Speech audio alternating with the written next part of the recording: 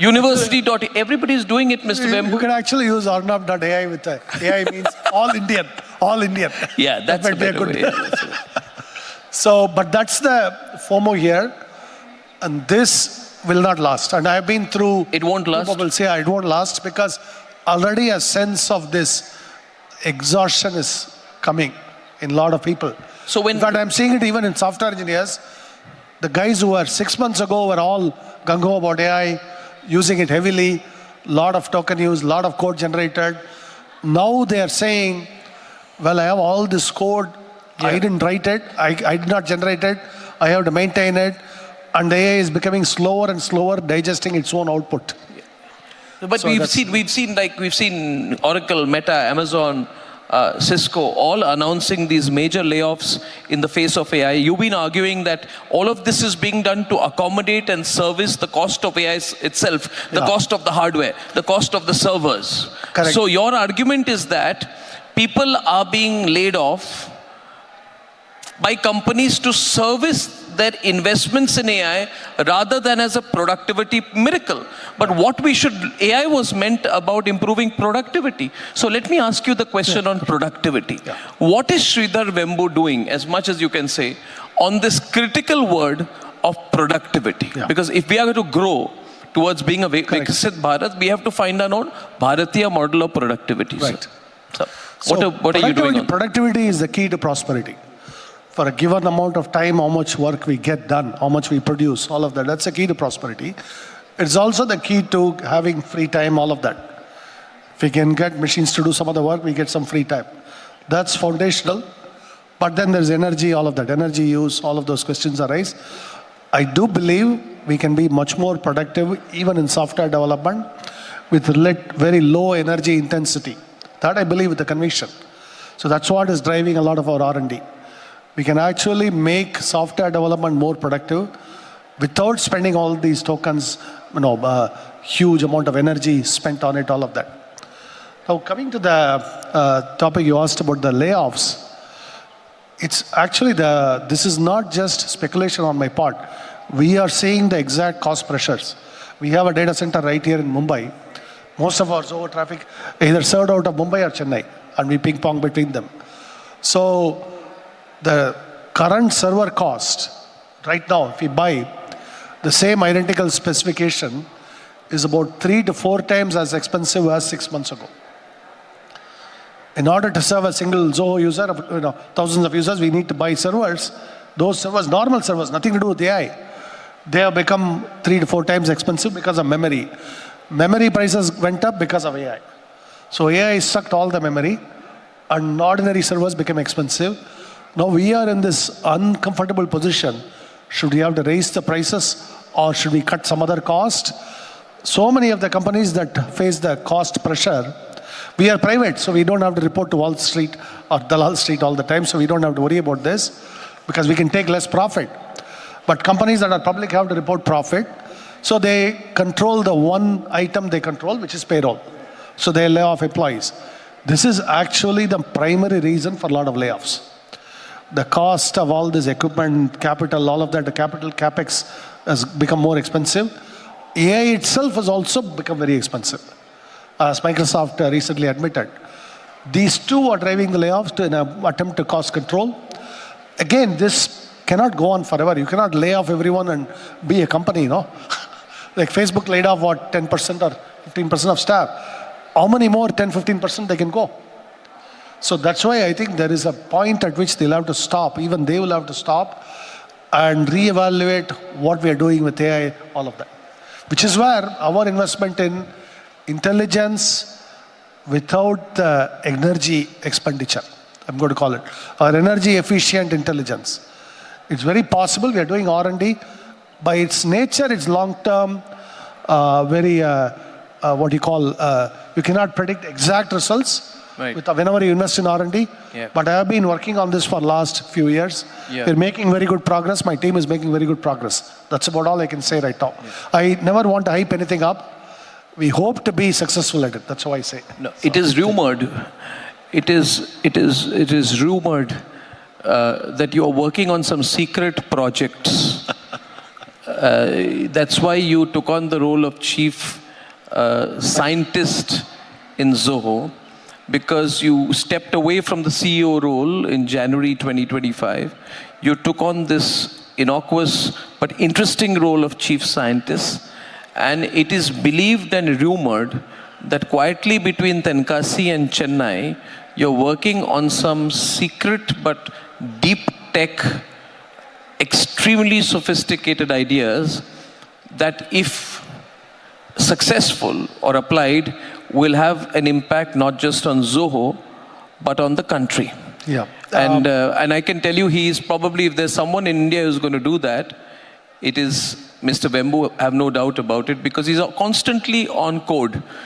The problem with having a conversation with him is that he keeps going back to his phone and he's doing what he does best, which is technology. In the broad sense, do you believe that Zoho or you or Indian scientists have the ability to break some really big barriers to make our country sovereign in the deep tech area? And before I wrap up on this, give us a prophetic vision of where you want to see India in 2030. I won't even say 2035. In 2030 in the deep tech space. And then we'll open up to some questions, please. Actually, I'll talk beyond Zoho. There's a company in Hyderabad we have invested in for quantum sensing. It's really deep tech physics. Many of the people from TAFR Hyderabad. This is very important technology for us.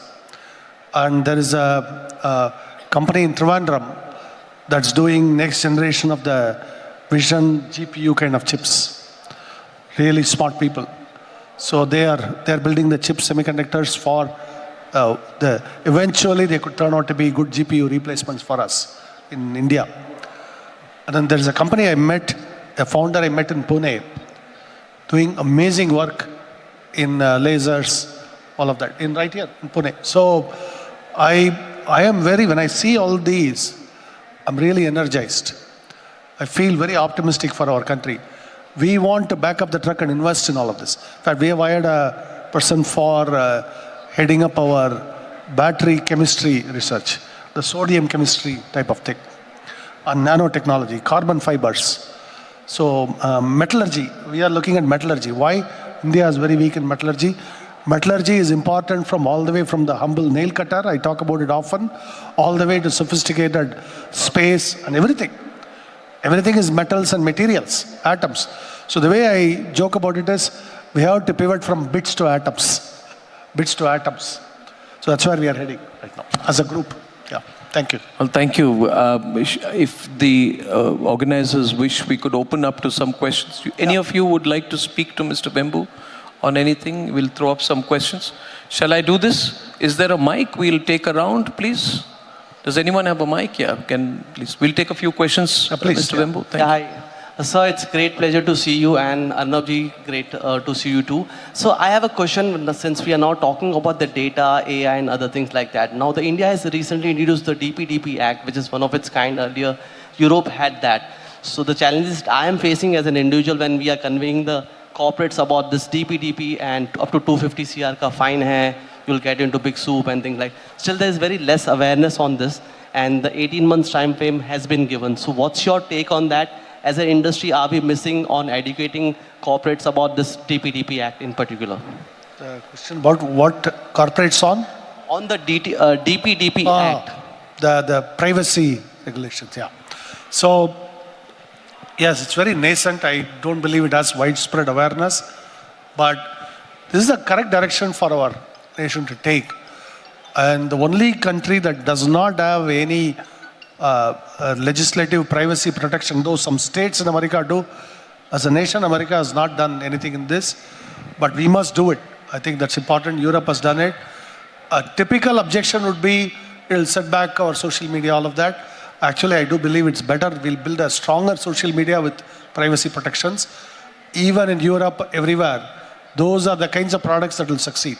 Yeah. In fact, I tell you, the calling card for Zoho, when we are in anywhere we promise our customers, we apply the GDPR regulations around the world for Zoho customers. The GDPR is the most stringent privacy protection in the European Union. We apply it anywhere we do business, not just in Europe. Just so that we are, we can give the maximal privacy protection to our customers. So, yes, Okay. it's important. And I think thank just like you. all the other stuff I talked Can you move the mic a little bit here in front, please? Excuse me, sir. This side, left. Where are you? Here. Just a minute. I'm walking. Oh, Yeah. okay. So it is actually very interesting panel that you have. Actually learned so much. So currently, I'm a 10th grade student and I've been building something. And being a student, what I believe is there are a lot of problems in education. What we do, what we learn, and where the world is going. So what are your takes on how exactly? If you look at the education, that's totally, bit outdated as well. So how do you think how in this, competitive era, how students can make themselves a best and what they can do in entrepreneurship? I'll give you a direct role model. Yeah. The Pune entrepreneur I met, his name is James. Oh, yeah. He learned everything through internships. He spent 3-4 years as interns, and I don't think he cared much about the grades, but he cared about the experience that gave him a direct relevance to what products to build later. The current stuff he's building directly came out of all the stuff he learned in internships. So what I would do is, if I were in your shoes, go into some critical areas, do internships, learn about this, because learn by doing. That's what I'll say. Learn with observation. Not your book Brilliant. learning. Don't worry about grades too much. Your parents will hate me for it, but that's not important. Oh, 1 minute. Don't start the questions. Thank you so yourself. much, Pass Mr. on the mic there, young man. Thank you. I'll take it around as much as we can. It Yes, was sir. actually inspiring to listen to you, sir, and you, sir, as well, asking those intelligent questions. So 1 year back, when this cloud and lovable ecosystem came up, everyone started vibe coding. At that time, as a software engineer, I realized that these are not sustainable things, and we need to build our own tooling around it. So, in order to create production grade applications which are like secure, scalable, and stuff like that. So I started building my own tooling around it, and it was working well. But down 5 months later, 6 months later, I realized that now Cloud ecosystem has also started developing their own Tooling, sub-agents and tooling and that sort of thing. And after that, then I pivoted to some other different things and started building my agentic OS and stuff like that. But what I have realized that these big companies, right, they are also building their own solution, entering into these. But actually, there is a very easy way you can compete How do we there. compete? Yeah. If you have really good tooling around it,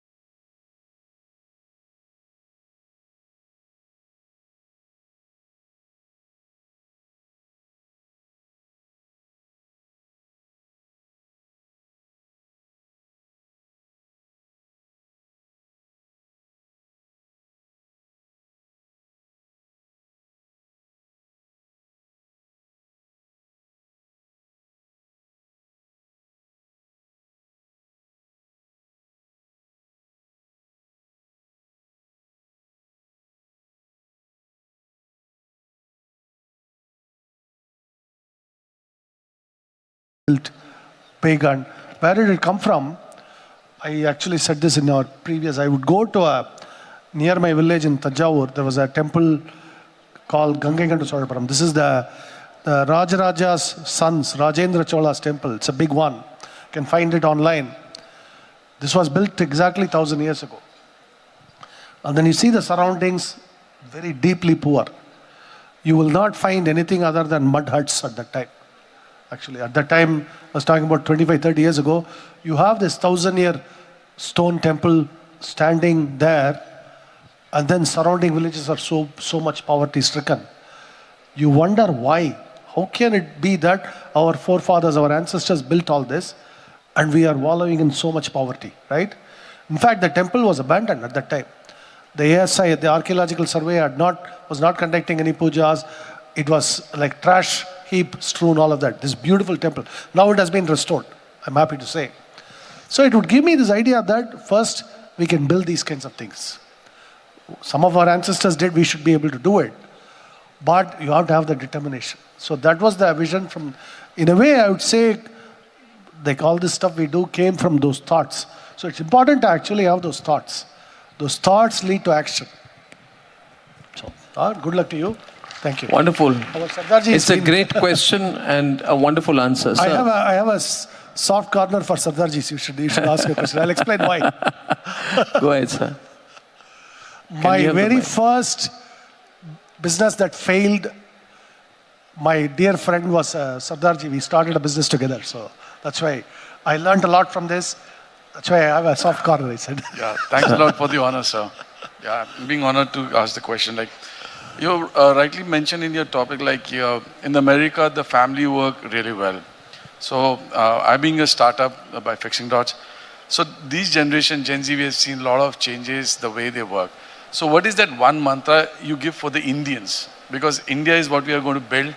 It's going to be the future. So what is that one mantra that you give us so that we keep and the attrition goes down? Yeah. Thank you. I think at least I can tell you what motivates me. See, money does not motivate me. I mean, look at my lifestyle. I don't need more money. I don't need. What am I going to do with money? But what motivates me is we have to build this nation. We have to build every one of our districts. We have to build every one of our villages, our towns. We have to build infrastructure. All of this only is going to come from the entrepreneurial energy we unleash. So if we keep that type of a goal, that's like a religious passion, then any kind of obstacles that come our way, that disappear. So have that burning passion, something in your head. That's your long-term North Star. You keep on going towards it. That's your God, so to speak. Then we can build it. Thank you, sir. Thank you. Thank you so much. Okay, we got how many more questions? 2, 3. Come on. I have been accused of gender bias. This is the only thing that was left in my life. So I will go to a lady right there at the end, please. No, she has put me on back foot now. Please, ma'am. Ma'am, please take the mic to the lady in maroon at the very end, please. Thank you.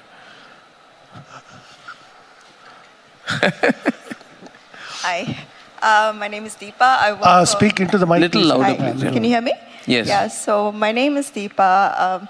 I was very, inspired by your hearing about this. So we're a product company, and I think, it's nice to hear about other Indian product companies, because India is largely services sort of, focused in a global sense. So, but how do product companies really survive in the long term? Because unless you'll always run out of money, or, in the sense there'll always be a better Western competitor, for these kind of products. So, I mean, what's your take on that? Why do you assume that the Western competitor has to be always better? Oh, it's not. We can build a better product. Yeah, it's not. But the perception is there. No, and you can't.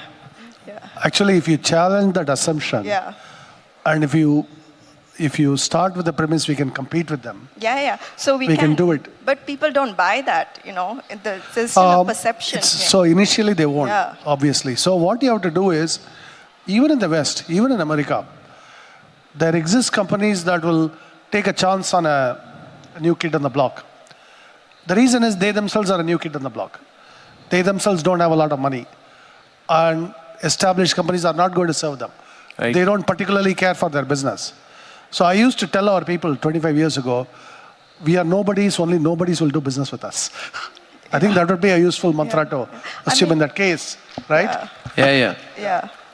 So I think that once you adopt that mindset, there are customers everywhere in the world, not just in India, even in America, I have found in Canada, everywhere, Middle East, there are companies that will adopt products from a relatively young, unknown player simply because that's all they can afford right now for a very prosaic reason. But still, that's business for you. Yeah. That sets up the foundation. You can build on it. That's what I'll say. But it should be on the base of product, not just our margin on cost. Yeah. Our competitiveness should not be just cost. Correct. Yes. But it can also be cost. Can Why also not? be cost. Can also be that. It ends up being cost because, It's partly, but over time, people will come to see your value. Yeah. That's what I'll say. In other words, we actually, in our zoologics events, like this week, hold events in the US and India too, of course. Now, I would always tell, this was 15 years ago, I would tell, I know we may not have been your first choice as a vendor, but we are going to earn your trust. We will become your best choice, I would tell them. Yes. Everybody's left lunch and is here. Isn't this brilliant? And they are here because they believe in you, Mr. Bembu. Thank you. They are here because they believe in you. For what you've done and your own story, there should be a movie made on you. We have a long way to go. No movies. There should be a movie made on you. Maybe we'll get Vijay. No, not Vijay. No. Now we can't get Vijay. Somebody else has got to play Sridhar Bembu in the cycle. It'll happen one day, I predict. It'll happen. Okay, we got some. We are only as good as the technology we build this year, next year, okay? We could still go out of business. That's what I wish a politician ever spoke like that. A politician never says, I'm just as good as my last election. Okay, we'll take one or two more questions. There's a really enthu guy out there. Come on now, quickly. Should we take 2 or 3 in a go? You'll remember, right? Yeah, okay. I myself, being the founder, I built a services company, grew it to 800 people, 25 million revenue. Building a product. And where I really not able to compete is in US. My competitors have access to better models. They have access to better hardware, which I don't have. So what do you suggest to somebody like me sitting in India, sitting in Mumbai? I clearly know what problem is. I have a better solution, but I don't have access to better models, or I don't have access to Anthropic. Actually, we tried the Chinese models. Yes, I tried Kimi They are Mini. quite good. They are quite good, sir, but still there are challenges. Yes, we have alternative of Kimi, Mini, Quinn. What I would suggest is use that limitation as a strength, because use those cheaper models, build a harness around it to make them perform better. See, we have to come up with creative solutions here. And we are doing it in Zoho too, by the way, the same thing. Reason is those state-of-the-art models also are extremely expensive. In some cases, if we put that model along with our product, the model's cost will be much higher than our product. Then the customer is wondering, hey, am I paying you or am I paying the AI company all of this money, right? So you have to find creative ways. Yeah. But actually, I'm optimistic. The smaller models are getting better and better. Yeah. With creative harness, pushing the boundary, I said, between the AI and the agent, you can actually create some innovation there. We have been listening to the development on the larger scale. I can read chief scientist, you working as a chief scientist in the field of artificial intelligence. Brain gets severely deficient of the oxygen. Is there any AI working on it? This question is in terms of keeping Delhi and rest of the city pollutant increasing level as well, like carbon monoxide poisoning, the AC generated poisoning, then the fertilizers, and then the shell, storage, for storage, the kind of food we are keeping, so preservative we are adding in general. is there any AI designed to keep a threshold that this is toxic and this should not cross this toxicity level so as to avoid the future genetic mutations which is happening for all the reasons? I hope you got the question, sir. Yeah, I don't know we need AI to tell us bad things are bad. I think we already know that deforestation or our pollution around or even staying without sunlight exposure, without fresh air, pollution, the particulate matter, all of these we know they are bad well before AI. So I don't want to make everything about technology. That's actually important because we tend to overemphasize technology in these. Technology is not, I don't believe, throwing more technology at us is not going to solve this problem. It has to come from, we have to rethink our own, for example, I've often said, in the Indian context, we have to rethink our urban planning. Yeah. Singapore does it well. Mumbai can do it better. Bangalore can do it better. So we have to rethink, plant a lot of trees. Singapore is actually a very livable, pleasant city, in spite of being very densely populated. So we have to learn from these lessons. But Singapore did all of these well before AI. Which is why I don't want to make everything about AI, because there's already enough hype about AI. I don't want to add to it. Thank you. Okay, one at the very corner there. Yes, please.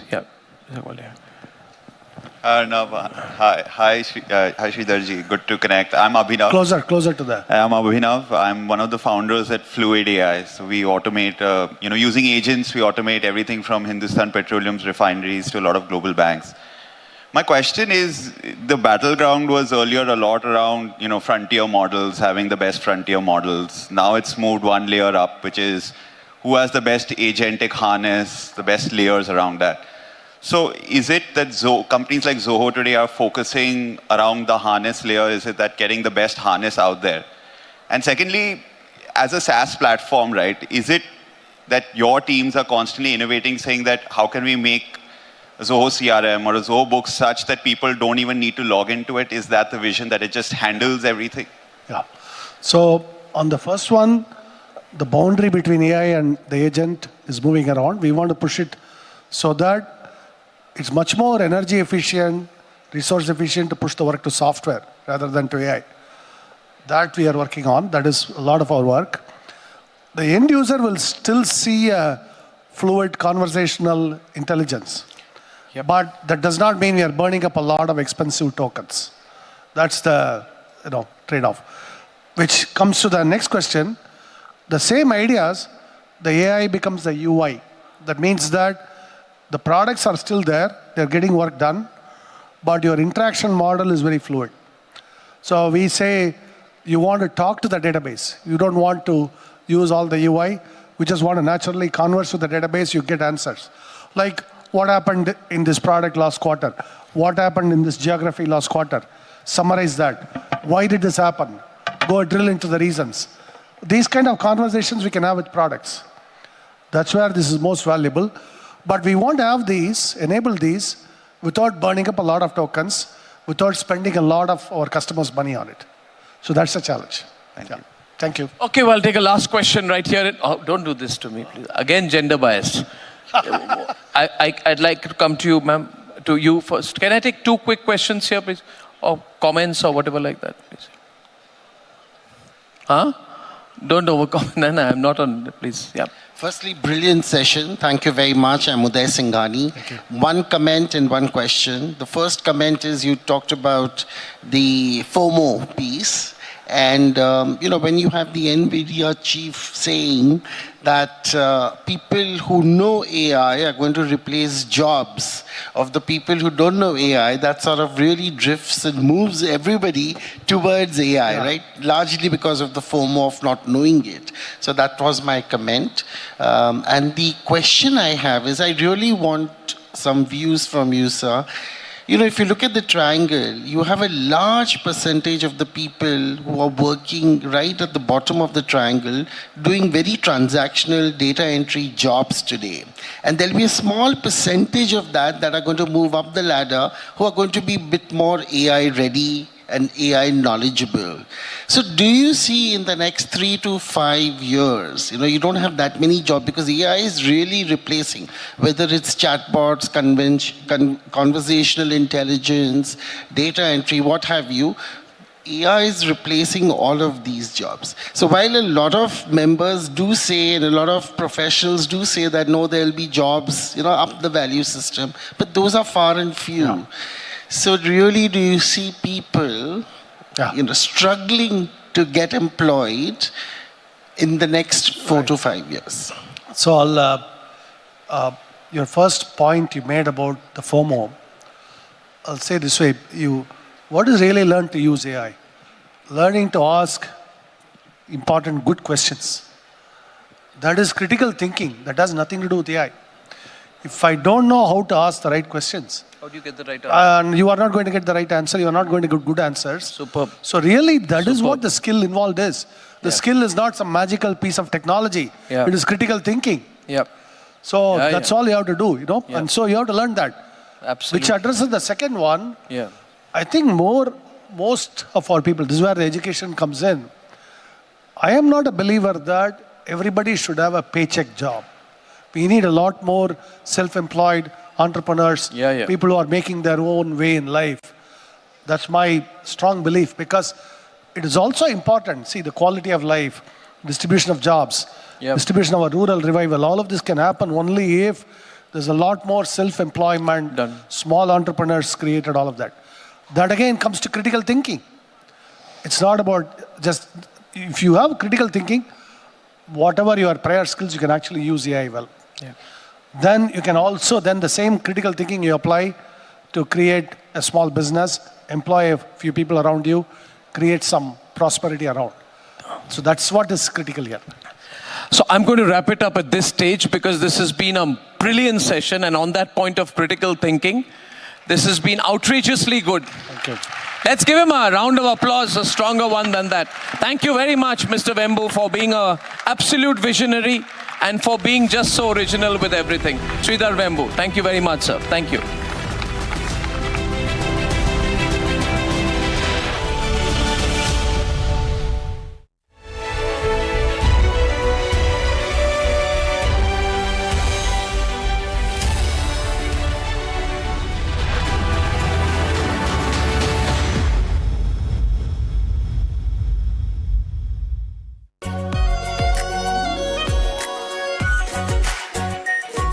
Pure Shahi Paneer Masala.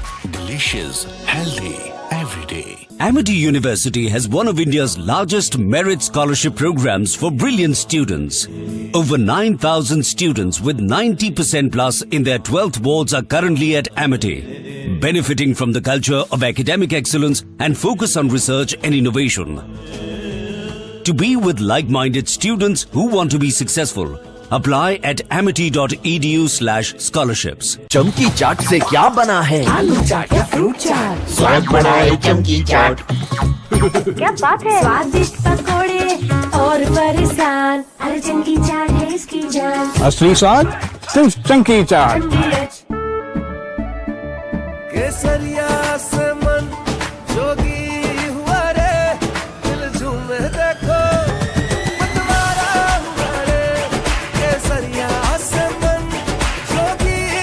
हर पल मनाओ केसरी त्योहार। विमल, बोलो जुबान Kesari.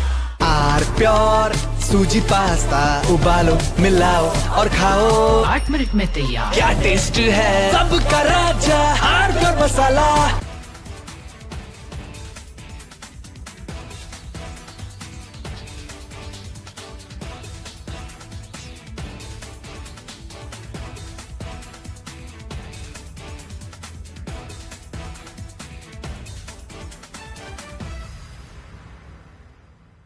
I want to start with some very disturbing pictures that have come in of a so-called right-wing leader. His name is Sushil Prajapati. He's accused of rape. After being in jail for 9 months, he gets bail, which means he's still an accused. He's an accused in a rape case.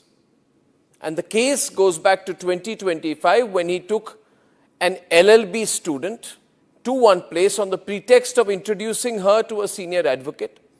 He drugged her drink and then he sexually assaulted her. He is still under trial for rape. He has not been released.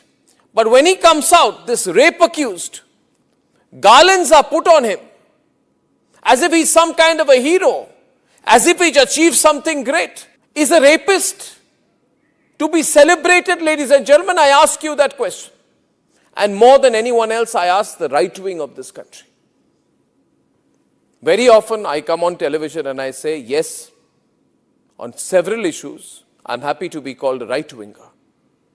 But ladies and gentlemen, let me put it clearly.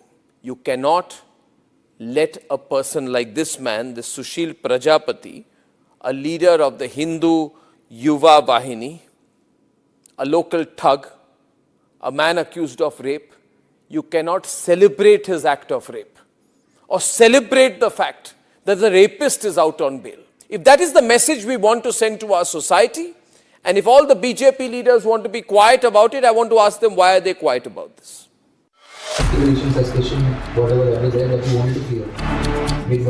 I wanted to clear that any kind of promiscuous behavior after the marriage will not be done. With the greatest of respect to the courts, when the other institutions fail, when people get let down by the system, when even the judiciary does not seem to be listening or raising a noise about issues, like in the case of Twisha Sharma, who does the public look to for justice, for raising their voice? This time the state government is moving the High Court, asking for it to be cancelled, finally seeing action. Which means most likely she will be arrested. Yes. I'm proud of the media trial that is going to lead to the arrest of a judge. She has dialed a district judge at 11:06 p.m. If this has been with the judiciary for all these days, how the hell did she get the anticipatory bail? No, I will not have any more. गायब क्यों? Please note, madam.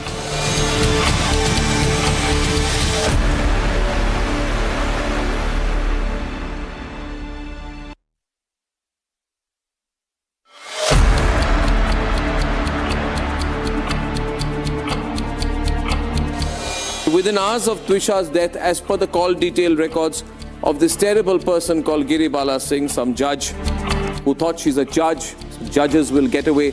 She made over 40 calls after the death of her daughter-in-law, many of them to judges.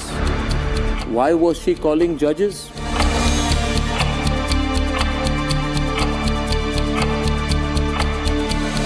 She made 48 calls. 9 calls to a district judge in one day, 3 calls to Samarth. She also called her absconding son 3 times.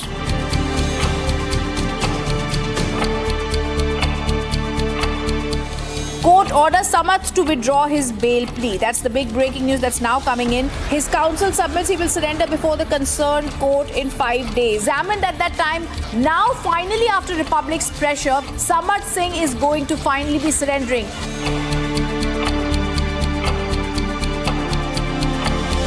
And the court has now got the biggest law officer in the country, Tushar Mehta, to take on this case and say, we oppose Giribala Singh's bail. अब तक जो PM report जिस भी forensic ने देखी थी, expert ने, सबने उसको रिजेक्ट किया था. So we believe कि अच्छे एक्सपर्ट्स हमको मिलेंगे and we will हमको चांस मिलेगा सच्चाई जानने का. आज उनको समझ में आ गया कि अब आगे चल नहीं पाएगा ऐसा काम.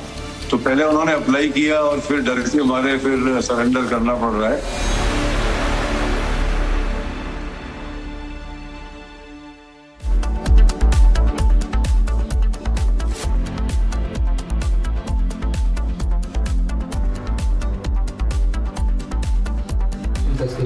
Whatever that is there that you wanted to clear.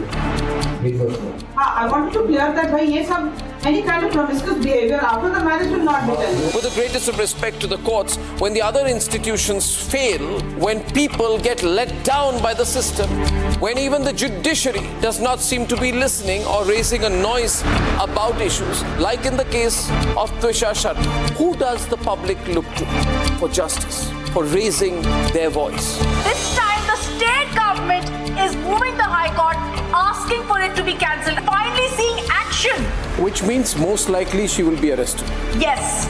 I'm proud of the media trial that is going to lead to the arrest of a judge. She has dialed a district judge at 11:06 p.m. If this has been with the judiciary for all these days, how the hell did she get the anticipatory bail? No, I will not have any more. गायब क्यों? चलो समझने के बड़े भाई आप ऐसे हाथ please note madam.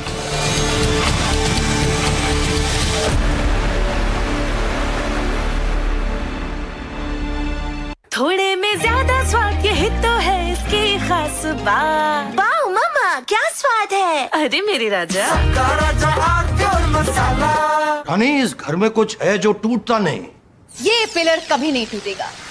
Rungta steel TMT से बना. रुंगटा नहीं तो घर स्ट्रॉन्ग नहीं. रुंगटा स्टील TMT बार एकदम सॉलिड. चमकी चाट से क्या बना है? सैंडविच लस्सी और छाछ. हर घूंट में चमकी चाट. ड्राई फ्रूट और दही बड़े. चमकी चाट से स्वाद बढ़े. असली स्वाद सिर्फ चंकी चाट.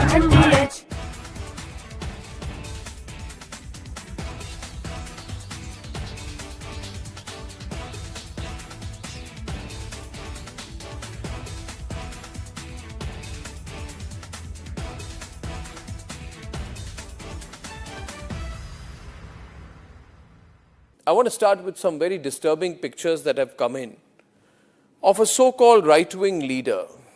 His name is Sushil Prajapati. He is accused of rape. After being in jail for 9 months, he gets bail, which means he's still an accused. He's an accused in a rape case.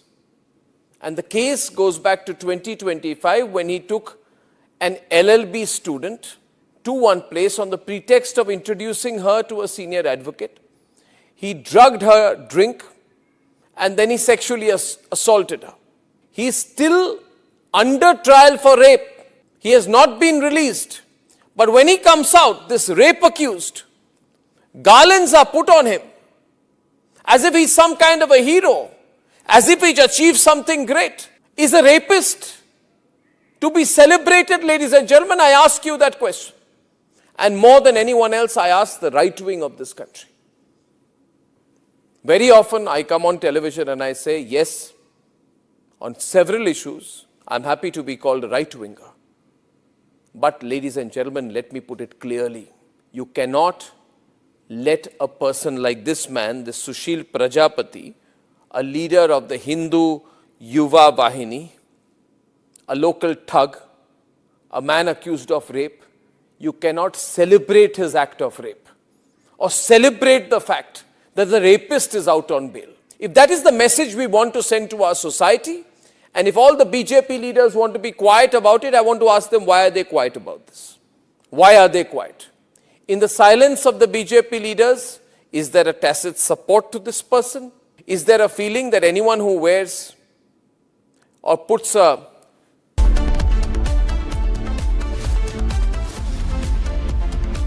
प्यास बुझाए ठंडक लाए सबको भाए जीरा से MTH का जल जीरा जीरा से. जीरा से असली रिफ्रेशिंग, असली स्वाद, असली मजा. MTH. केसरिया से मन जोगी हुआ रे, दिल झूमे देखो मतवारा हुआ रे. केसरिया से मन जोगी हुआ. हर पल मनाओ केसरी त्योहार. विमल बोलो जुबान केसरी.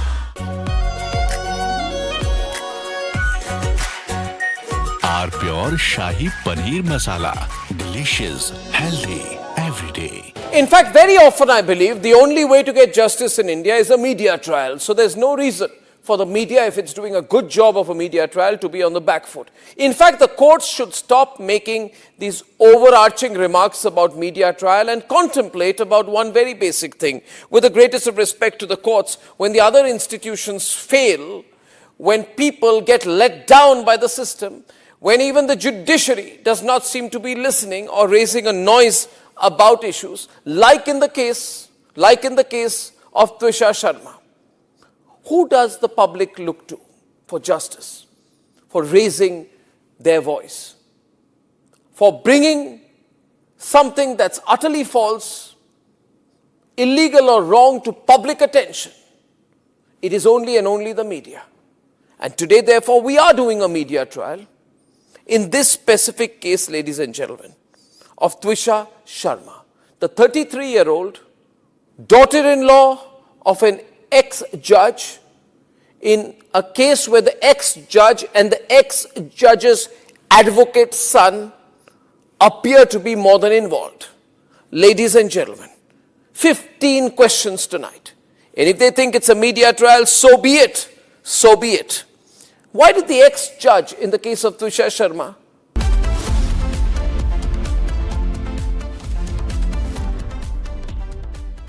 प्योर सूजी पास्ता उबालो मिलाओ और खाओ 8 मिनट में तैयार क्या टेस्ट है सबका राजा hardcore masala Amity University has one of India's largest merit scholarship programs for brilliant students.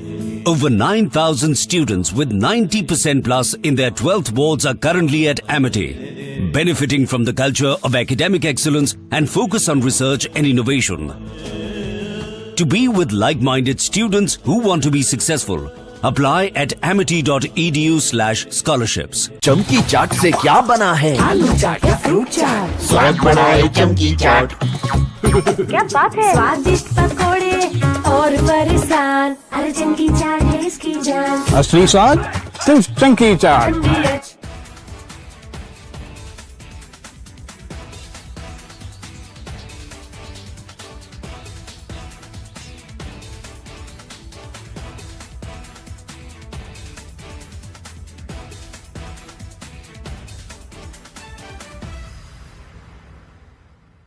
I want to start with some very disturbing pictures that have come in of a so-called right-wing leader. His name is Sushil Prajapati. He's accused of rape. After being in jail for 9 months, he gets bail, which means he's still an accused. He's an accused in a rape case. And the case goes back to 2025 when he took an LLB student to one place on the pretext of introducing her to a senior advocate. He drugged her drink and then he sexually assaulted her. He is still under trial for rape. He has not been released. But when he comes out, this rape accused, garlands are put on him as if he's some kind of a hero, as if he's achieved something great. Is a rapist to be celebrated, ladies and gentlemen? I ask you that question.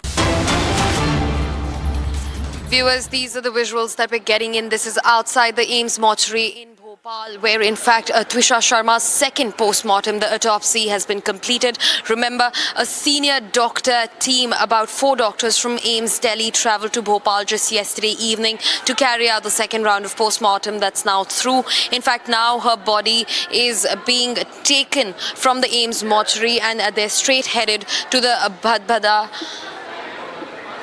Vishram Ghat for the last rites that are slated to be held at around 5 p.m. today evening. In fact, the bereaving family, Twisha's mother, her relatives, are all outside the AIIMS mortuary in Bhopal. We'll also show you shots from earlier where you could see his mother completely bereaving and visibly distressed and being taken away by her relatives from the AIIMS mortuary in Bhopal. Those are the visuals of the bereaving mother.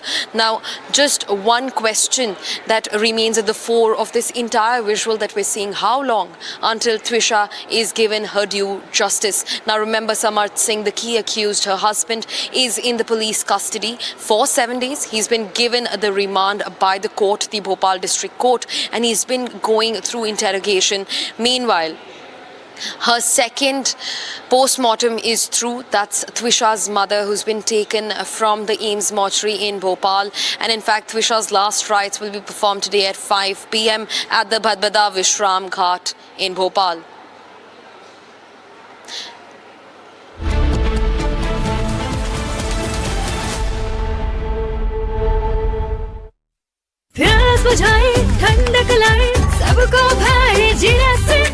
MTH का जलजीरा जीरा SIP, जीरा SIP, असली refreshing, असली स्वाद, असली मजा। MTH केसरिया से मन जोगी हुआ रे,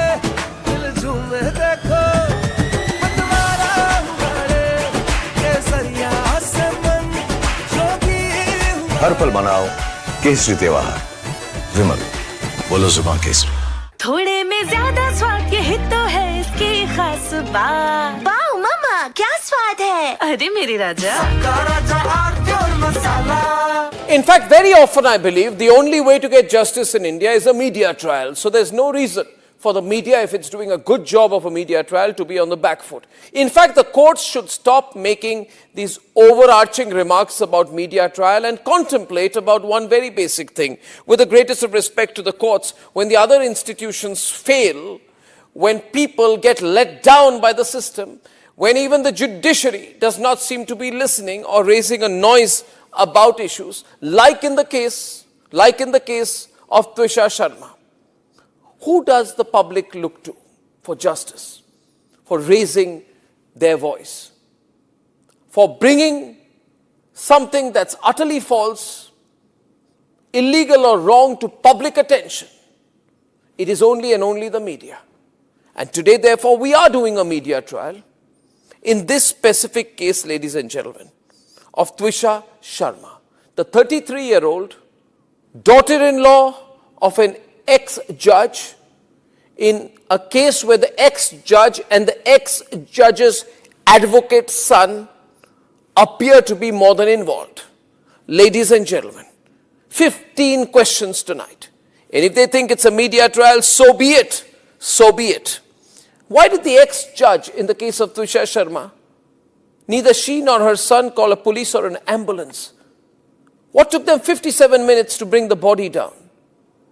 Where are the 3 men who are seen in the video dragging Twisha's body, destroying evidence? What was the police doing? Did they question the house staff? Did they question the judge? Was Twisha carrying headphones in her bag, in her hand, or a rope? Where is it now? Where is that so-called belt that cops claim was used by her to commit suicide? Why was it hidden? The mother-in-law, the ex-judge, walks up calmly while the body is being dragged down and evidence is being destroyed before the judge's eyes. Is that normal?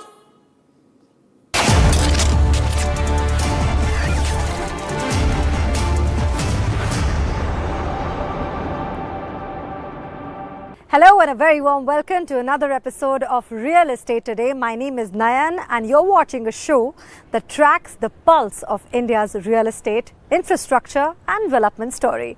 Now, it's been another big week for the sector with large housing launches, rapid infrastructure-led growth and rising momentum in commercial real estate, shaping the market across the country.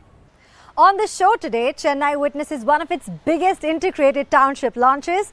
UP's real estate boom continues to accelerate and India's office leasing market records strong commercial demand led by Bengaluru. Let's take you through the top headlines shaping the sector this week.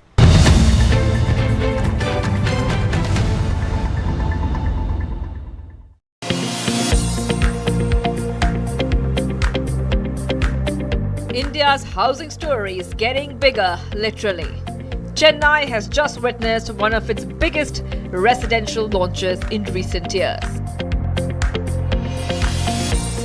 Casa Grande has unveiled a massive 41-acre integrated township project on the city's rapidly growing ORR corridor, with over 4,000 homes planned within a single development. But this is not just another housing project. It reflects a much larger shift taking place across India's real estate market. Home buyers today are no longer looking for just apartments. They're looking for ecosystems, spaces where work, lifestyle, fitness, recreation and community living come together in one integrated environment. Large township developments are increasingly becoming the preferred model for developers and buyers alike. From sports arenas and clubhouses to schools, retail zones, landscape spaces and co-working areas, the modern Indian home buyer wants more than square footage. They want convenience, experience and long-term lifestyle value.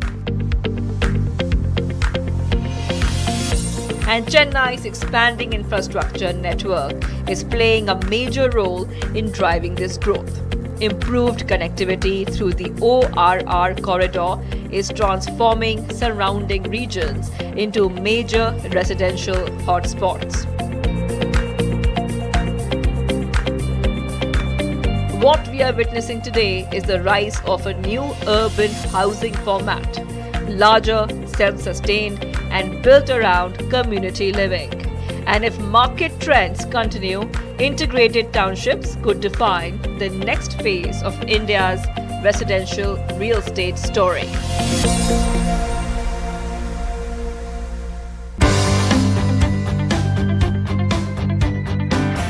India's next real estate boom may not come from metros. It may come from the heartland. Uttar Pradesh is witnessing a major acceleration in housing demand, with UP RERA expected to approve more than 400 new housing projects this year alone. And this growth is not happening in isolation. It is being powered by infrastructure. Expressways, metro expansions, industrial corridors, airports, and improved connectivity are rapidly transforming cities across the state. From Lucknow and Noida to Ghaziabad, Kanpur, and emerging Tier 2 and Tier 3 markets, real estate activity is expanding at an unprecedented pace. Developers are now aggressively entering markets that were once considered secondary. Why? Because affordability, infrastructure growth, and rising aspirations are creating a completely new housing demand cycle. For many home buyers, these cities now offer something metros increasingly struggle with: space, connectivity, and relative affordability. At the same time, investors are closely watching these emerging corridors for long-term appreciation opportunities. What Uttar Pradesh represents today is a much larger national trend. The center of India's real estate growth story is gradually shifting beyond traditional metro cities. And infrastructure remains the biggest catalyst behind this transformation.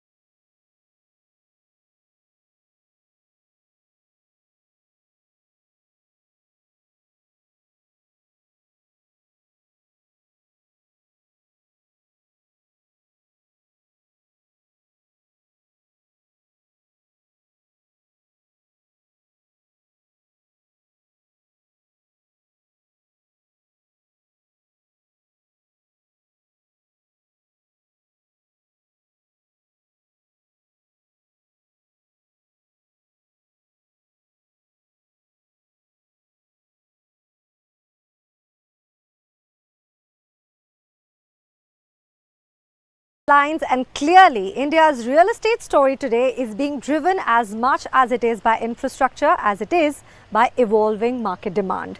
In Real Talk today, we bring to you insights from the Amba Shakti Group podcast discussing emerging growth markets, infrastructure expansion and the future of construction materials, and what today's buyers should keep in mind while building or investing.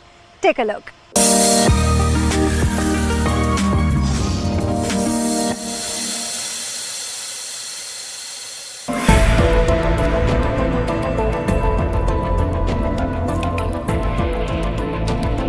The real estate industry today is evolving faster than ever. Across India, we are seeing rapid growth in housing, commercial spaces, infrastructure, and urban development.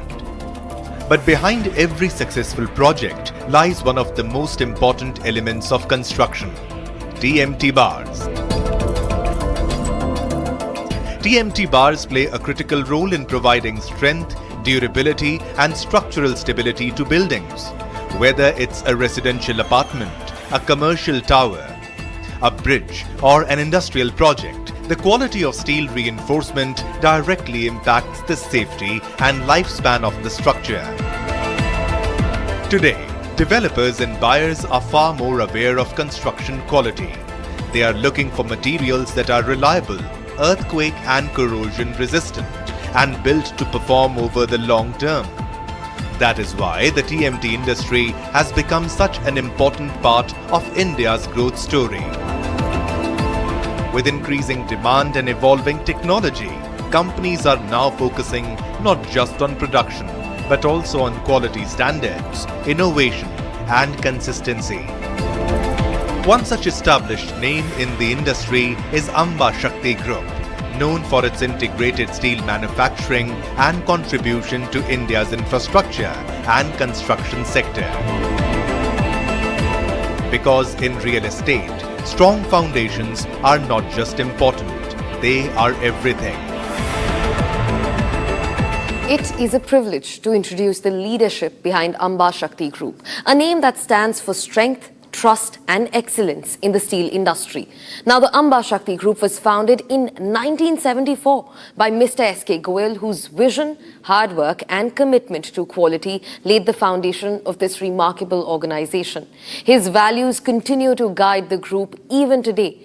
Carrying the strong legacy forward are the managing directors Akshat Goyal and Dhruv Goyal, two dynamic leaders shaping the future of the company. I know that you're the managing directors, but I want to hear it from you.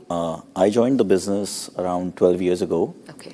And when I graduated, we started from a small plant in Uttar Pradesh, and my grandfather started this entire business. My dad and my uncle, they took it forward and they built it into an empire that it is today.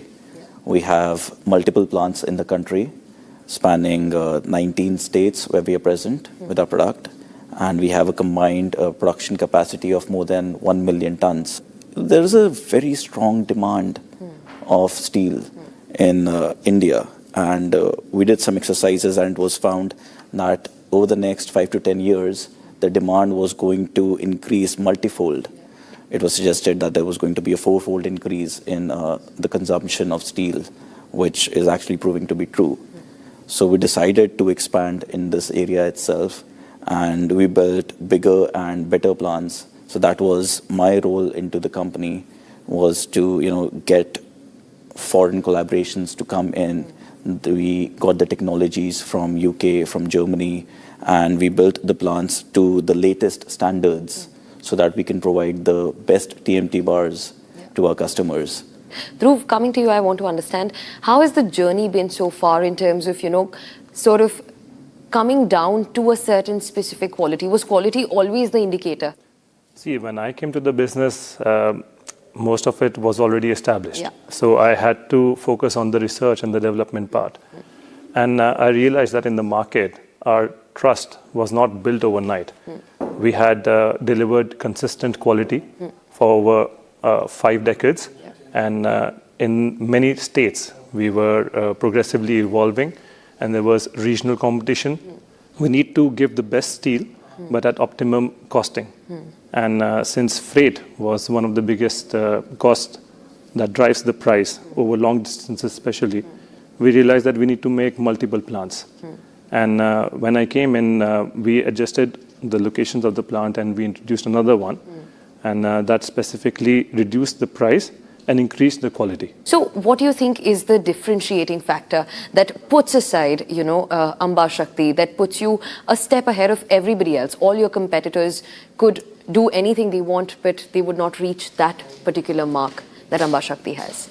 So Amba Shakti over the past 5 decades has created a niche for itself. Okay. We were one of the first companies that adapted to direct charging. Yeah. And this was a route which allowed us to conserve energy. We do not use any fossil fuels. Oh. It's only electricity. And we took that decision around 15 years ago, where we decided that all our plants will only run on direct charging. We were the first to establish a greenfield project that was based entirely on direct charging. Yeah. And it saved a lot of energy. It was, the need for fossil fuels was done away with. And today, I would say most of the steel that is made in the country is done through direct charging route. Why are the big players or the other, the other big players that are standing shouldered with you, why do you think they are unable to meet this demand? Where does this difference stem from?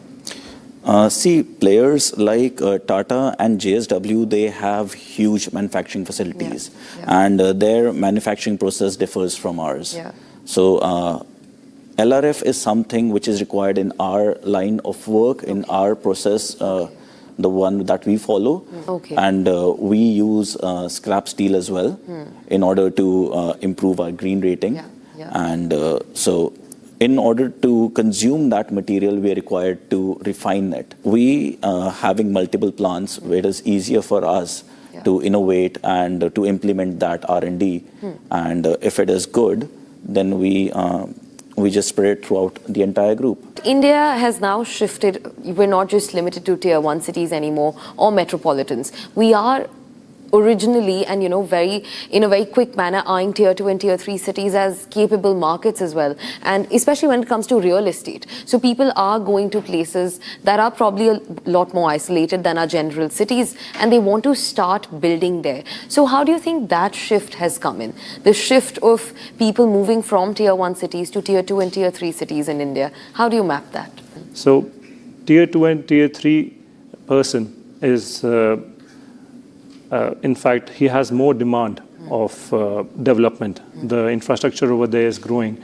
Our government is pushing infrastructure over there. And people have been able to construct warehouses where material can be supplied there directly. In fact, it costs more to have a warehouse in tier 1 city rather than tier 2 and tier 3. So it is accessible for us also. And people can develop their, in the housing community, they can take that steel at a reasonable price and they can start building over there. I want to also ask you about the future of Amba Shakti Group. What are you eyeing? And I mean, if you could touch upon the numbers a little bit, to sort of just, it becomes easier for us to also track the growth that you're speaking about. So Amba Shakti right now does a turnover of about 3,000 to 3,500 crores. Okay. And in the next 2 years, we are looking to cross the 5,000 crore mark. Okay. And with the kind of expansions that we are planning right now, we should go beyond the 10,000 crore mark in the next 5 years. Okay. So that is our growth projection. Okay. And we are very excited for that, to make that happen. Yeah, definitely. And again, how are you planning that this will pan out in the next 10 years when you say that these are the numbers you're planning to hit? How does that happening? Expansion is the road to go? Expansion, we are going to expand, and we are thinking of adding a new vertical towards our business. We want to command at least 2 more factors in the pricing strategy, and we hope that doing so we will be able to grow faster, and we will be able to accommodate towards the competitive pricing in the market. Okay, that sounds good. That was one explosive conversation that we had with Dhruv Goyal and Akshat Goyal, the managing directors of the Amba Shakti Group. They talk about what the next generation is looking at. They're also keeping intact what the older generations have handed them. And that culmination is exactly what makes this case study so interesting. On top of it, of course, green steel and sustainable energy. So all that and a lot more in the conversation that we just had with the managing directors of the Amba Shakti Group.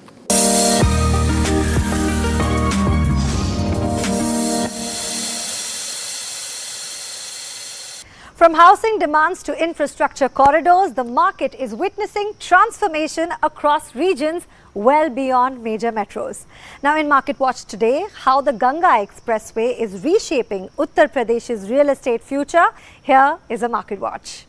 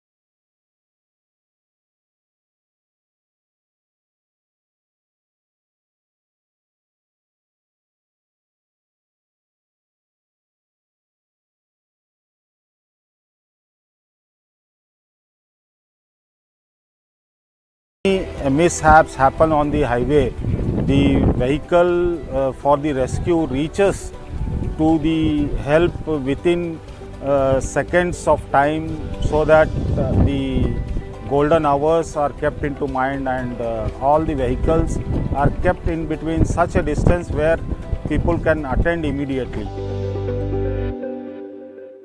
Now, beyond infrastructure and investment, one of the biggest conversations in Indian real estate market continues to be accessibility and affordability. Now, in Clarity Corner today, we look at the growing challenge of affordable housing and why demand continues to rise, what's making homeowners difficult for many buyers, and what sector needs to truly make housing more accessible in India. Let's break it down.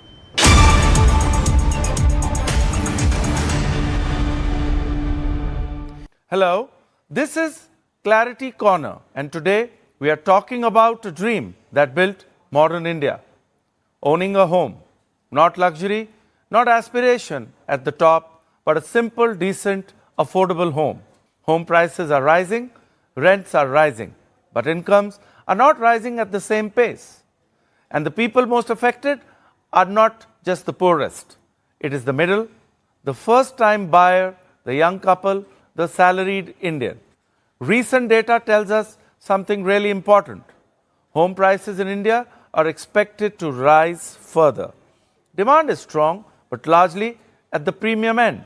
And that is the real problem. India does not have a demand problem. India has a viability problem today. A developer looks at land and makes a choice. Build affordable housing with lower margin, higher compliance, slower returns. Or just build premium housing with stronger margins, faster cash flows, and easier financing.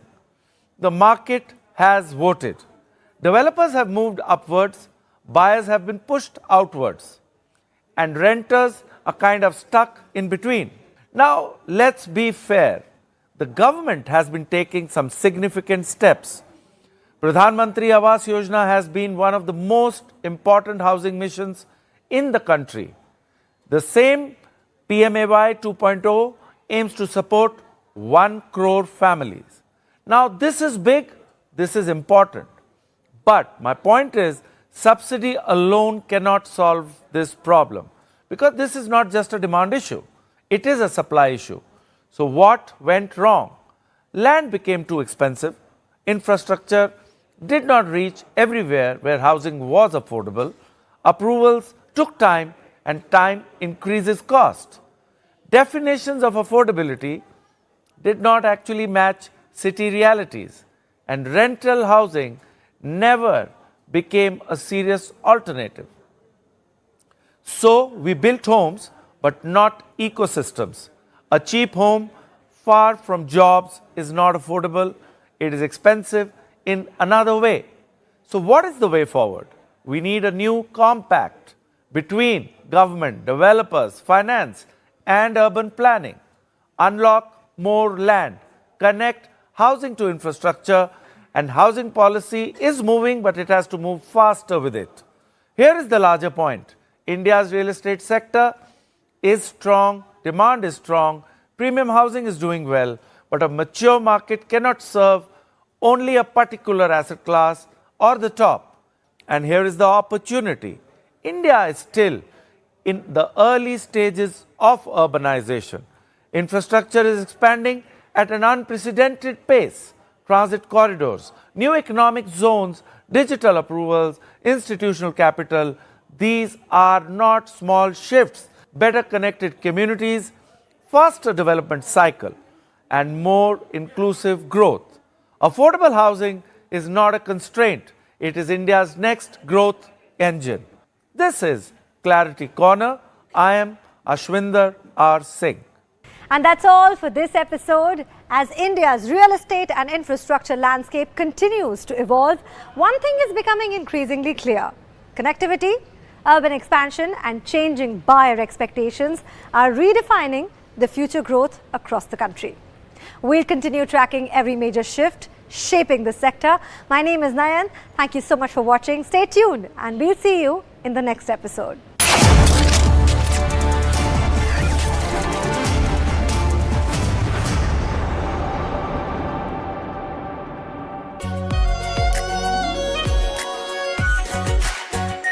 Are pure shahi paneer masala, delicious, healthy everyday.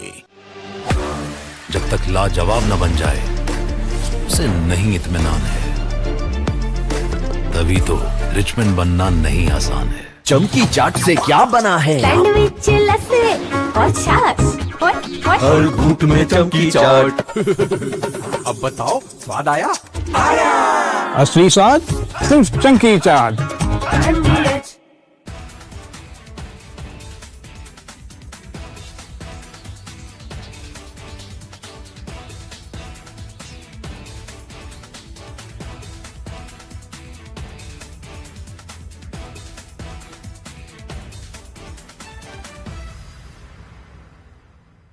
I want to start with some very disturbing pictures that have come in of a so-called right-wing leader. His name is Sushil Prajapati. He's accused of rape. After being in jail for 9 months, he gets bail, which means he's still an accused. He's an accused in a rape case.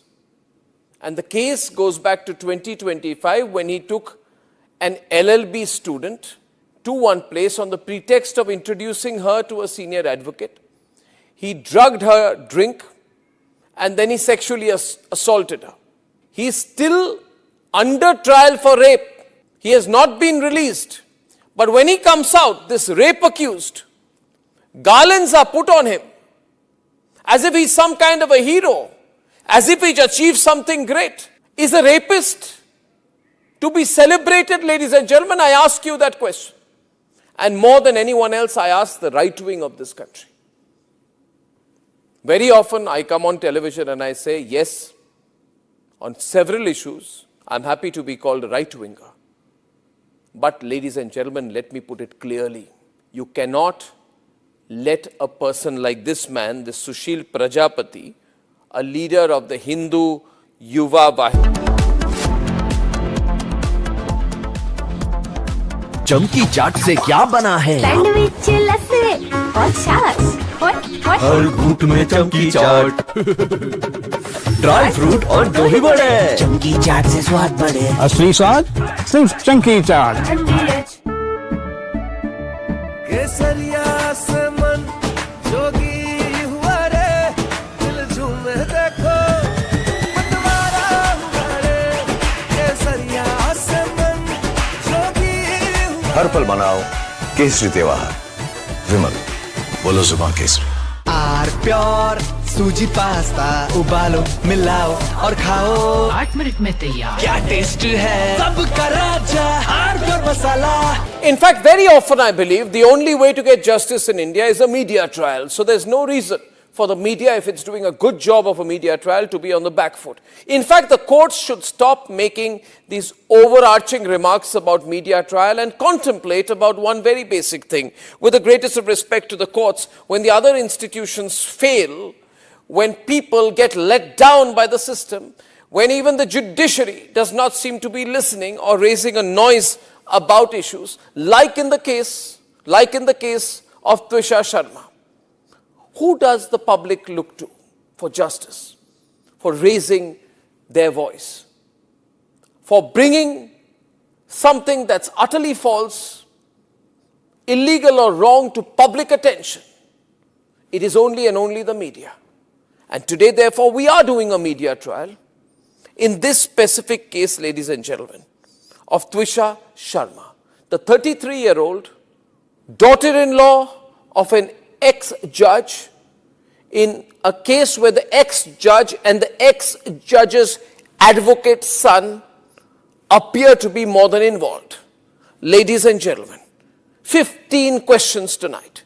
And if they think it's a media trial, so be it. So be it.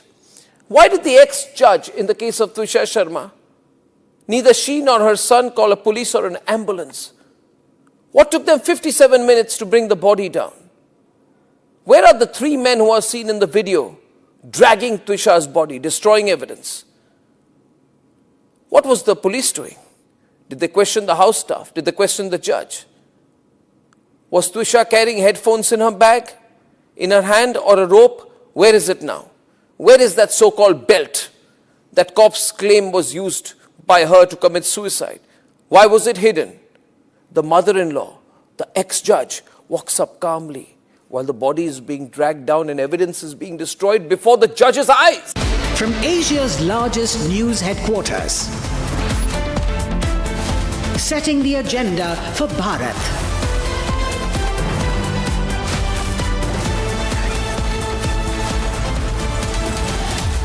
You're watching Republic.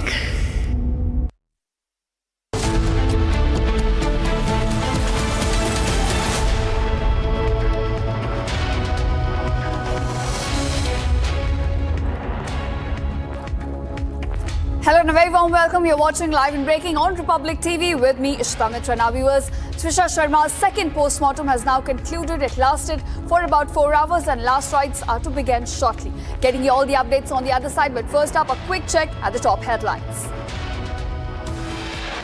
Headlines brought to you by Canara Bank. Together we can. Twisha's second autopsy concludes at AIIMS Bhopal. It lasted for about 4 hours. After second autopsy, Twisha Sharma's last rites are to take place in Bhopal at about 5 p.m. today.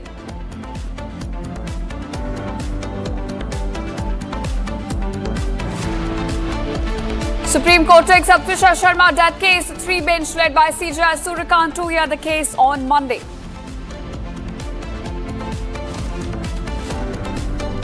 उन्होंने भरोसा दिया है non बायस और scratch से शुरू करने का। वो एक फ्रेश तरीके से शुरू करेंगे और उसके बाद जो भी उनकी फाइंडिंग्स आएंगी उसको कंपेयर करेंगे। Big win for Twisha Sharma's family as Supreme Court now takes suo motu cognizance of Twisha Sharma's death case. India would be one of the very few countries who has very good relations, very strong relations with the United States. U.S. Secretary of State Marco Rubio holds bilateral talks with External Affairs Minister S. Shankar. Rubio hails India as one of the most important strategic partners.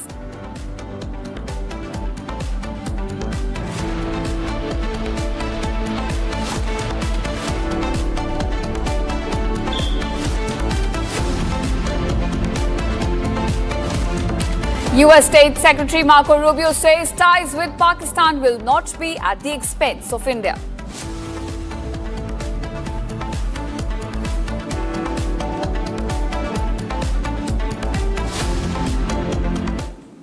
All right, welcome viewers. Now, fresh developments are coming to light in Twisha Sharma's case. SIT is currently interrogating the accused husband, Samad Singh. In fact, the public has access to some key details from that interrogation, which is underway now.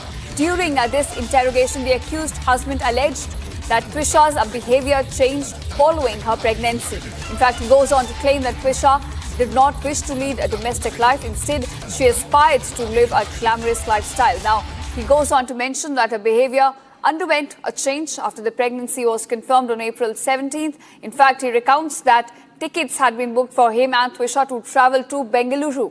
However, Twisha suddenly refused to travel and insisted instead on going to Ajmer to stay with her brother. Now, viewers, these are just allegations which have come to light. Some of the statements that the accused husband, Samad Singh, in fact, has made during interrogation.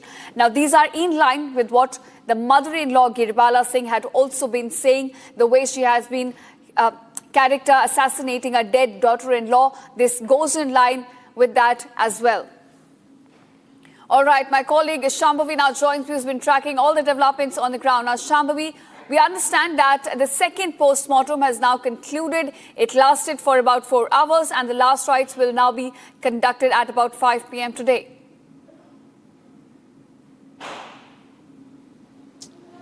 Right. We are at AIIMS Bhopal and we are just outside mortuary. I'm going to show you what is happening here. There is a hearse van where the mortal remains of Twisha has been set in, and there are other ambulances in which there are family members. So the postmortem today, second postmortem, started at around 11 a.m. and it concluded at around 3 p.m. So it went on for 4 hours. And the family, half of the family has left for Bhadbada Ghat, which is the cremation ground where the last rites will be performed, and half of the family has stayed back, which will be coming along with the hearse van. And you can see the ambulance right here. That is the hearse van in which there are mortal remains of Twisha Sharma, and there are other vans as well. There are other ambulances as well where the family, along with there's going to be police. So you can see that there's a lot of police here. There's hospital staff, there are doctors, and just a few moments ago, even the team of the doctors, the senior doctors from the AIIMS Delhi, which was constituted for conducting second postmortem in AIIMS Bhopal, they have come here and then they just left a few moments ago along with some police. So they're making sure that the mortal remains are transferred from here to the Bhadbada Ghat in complete security. And currently there's some formalities which are left, which is being carried right now. The mother was seen sobbing, the family was seen sobbing, of course, because of this unfortunate, immeasurable loss that they have suffered. And the family has requested the entire Bhopal, every citizen, whoever was emotionally invested, wanted to participate, was emotionally invested in the case, they've requested for them to come show up in large numbers at the cremation ground so that they can say goodbye to Twisha Sharma with lots and lots of love and support. And apart from that, the family has also written a letter to PM asking for state honor for Twisha Sharma. We'll see if that actually works or not. But for now, we are showing you fresh visuals of the hearse van, of the family, of the police officials, of the hospital team, which are involved in some formalities. And any moment now, the hearse van is going to leave along with other ambulances to Bhadbada cremation ground, and that is where the last rites will be conducted. Back to you. Right, indeed, Shambhavi. These are very difficult times. Words cannot express what the family must have been going through at the moment. Any word coming in from the doctors, the team of doctors which had travelled to AIIMS Bhopal to perform the post-mortem, any word coming in from them? Given the matter is sub judice right now, and that the post-mortem, second post-mortem happened because of an order of the Jabalpur High Court. Of course, the police, the team of doctors are supposed to be tight-lipped, and even the final report of the second post-mortem will be most likely sent in a sealed envelope, will be presented before the Jabalpur High Court, since that is where the order came. So there we are still yet to know what exactly came in the second post-mortem. Were there differences? Are there going to be differences from the first post-mortem, which was conducted by AIIMS Bhopal? Because initially there were a lot of discrepancies, a lot of irregularities, from height to color of the garments to the bruises, to the age of those bruises, a lot of questions, and that is why the family has been relentlessly demanding, along with Republic, asking for a second post-mortem with a team, dedicated team from AIIMS Delhi, and finally with the order of the Jabalpur High Court, we got it.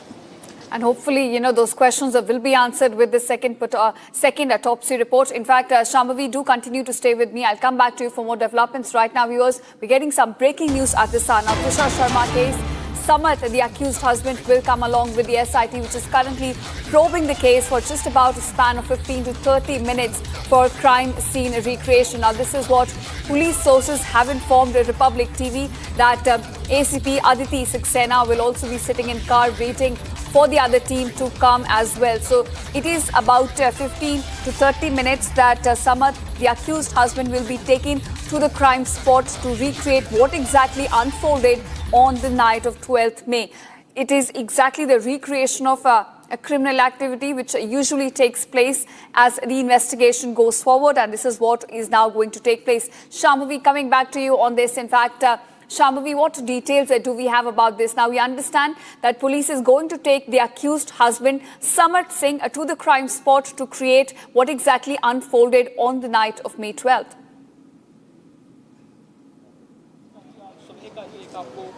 Absolutely, that was a very required step, given that there were a lot of controversy surrounding the crime spot. Now, the crime spot is the terrace of Giribala Singh's and Samat Singh's house. It's a duplex, actually, so you can see a lot of rooms in the lower and the first floor and the ground floor, and above it, it's almost a semi-open terrace situation going on.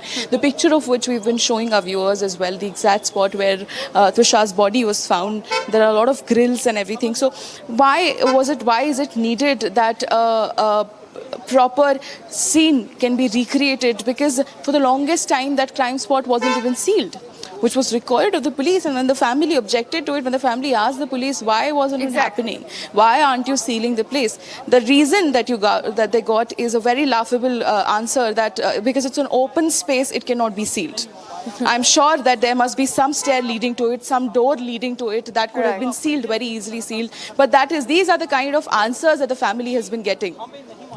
Yeah, right, and which is why concerns are now being raised that what about the evidence tampering that could have taken place at the crime spot? Now, given that for the past 12 days, nothing was happening there, Giribala had free access to the crime spot, she could have tampered with the evidence, and those are the questions that are being raised. But I also want to ask you, the SIT is currently probing the case. They're questioning Samat Singh as well, and during interrogation, he's been trying to deflect the blame and repeating what the mother-in-law, Giribala Singh, had been saying about Twisha as well. He mentions that her behavior changed post-pregnancy and that she wanted to lead a glamorous life, just trying to deflect the blame from all the harassment that took place inside the home.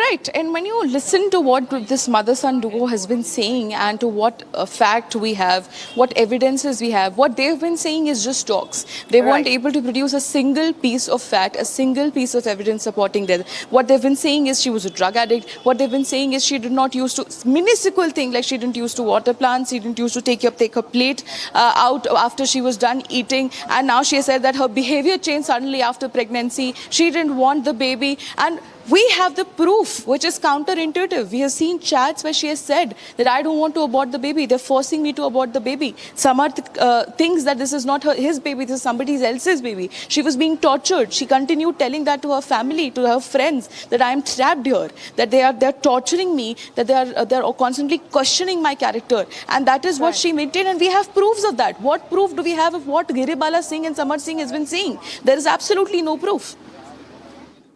All right. In fact, I'll come back to you. We're getting some more developments at the moment now. We understand that Twisha's mortal remains have now been handed over to the family after 12 days. Now, viewers, it is May 12th when she passed away, and after a span of about 12 days. Today, in fact, after the second post-mortem, now her mortal remains have been handed over to the family, which will be performing their last rites in just a short while from now. In fact, at about 5 p.m, they will be bidding farewell to Twisha. Now, Shambhavi, coming back to you as you're present on the ground, we understand that the transfer of mortal remains to the family has now taken place. Well, I would request you to please track my frame and see. Now, this is just outside the mortuary, and they're finally, after around an hour, they're finally bringing the mortal remains out. You can see there's a lot of family which is present there. There's the uncle, Twisha's uncle, present there. There's other family members, some brothers are present there. The mother was also seen coming there, and actually she was inconsolable, of course, given the unfortunate accident, an incident which has happened. I'm sorry. And now the body is finally, the father, you can also see the father is standing outside the mortuary gate, and that is the hearse van. And at any moment, the mortal remains will finally be transferred from the mortuary to the hearse van, and from here we will be, of course, following. We will be going along the hearse van to the Bhadbada Ghat, which is the cremation ground where the last rites of Twisha Sharma will be conducted. There were also a few people who came here with lots and lots of flowers and garlands, and you can see that the family is, of course, they're sobbing, they're inconsolable, and the remains are finally being transferred to the hearse van. There's also several ambulances where the family is going to be sitting, and from here they'll be going to Bhadbada Ghat. The mother has been inconsolable since morning. Of course, they've lost their daughter, and they weren't able to perform the last rites for the past 12 days because they were asking for a second post-mortem. I'm sorry. And the family, as you can see, is inconsolable. They'll be very soon leaving from here to Bhadbada Ghat. All the arrangements are being made for the cremation. The family has requested each and every citizen who was emotionally invested in this case, who could join them, who could come here at Bhadbada Ghat and pay their respects to Twisha Sharma. They've requested each and every, either whether it's the normal citizens, justice-loving citizens, their social organizations, media people, everybody who has been through them, Republic has been with them through this entire journey of when it all started, till getting justice for Twisha, till Supreme Court giving us a big win, Supreme Court taking this matter as a suo moto. And now that the family has finally gotten what they've wanted, a second post-mortem because of the inconsistencies and irregularities in the first post-mortem report, there's definitely good things are going to come now, except right now is a very unfortunate time. You can see a presence of a lot of families and police and hospital staff who are there currently preparing the vehicle, the hearse vehicle, and just any moment they'll be leaving from here to Bhadbada Ghat. You're right. Now, Shambhavi, completely understand the atmosphere around you. And, despite the fact that we are closer to now justice being served, Supreme Court has now taken suo motu cognizance of the entire case. A second autopsy has now been concluded. The fight is far from over. There's several steps to be taken yet. And, even as we bid farewell to Twisha, try and give her a respectable farewell that she deserves, the fight clearly is far from over.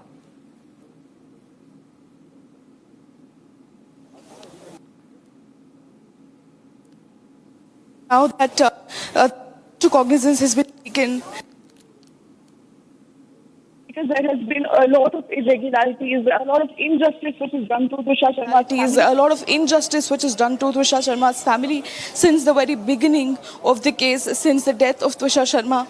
There were people misbehaving with them. There were people not abiding with the rule of law. There were police not coordinating with them. The Giribala Singh made calls, knew everybody of the high rank that she knew, and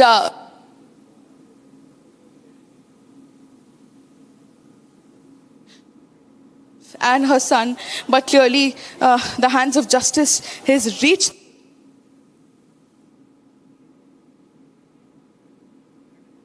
All right, Shambhavi, in fact, take your time.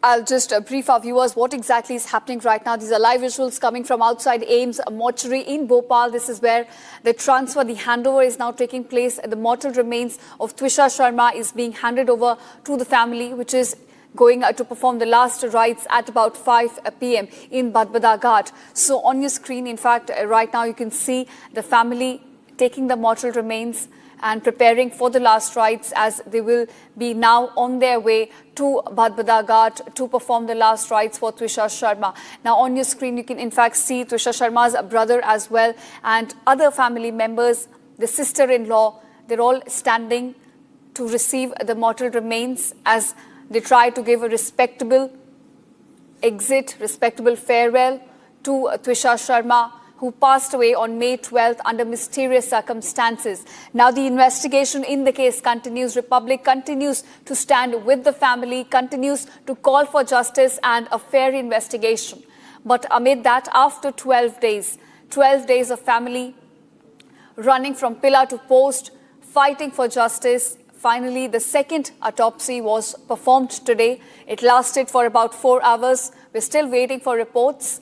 But now the mortal remains are being handed over to the family, which will be in fact performing the last rites in just a short while from now at about 5 p.m. Now the family in fact has requested the well-wishers, the people who are part of their journey in this fight for justice should come.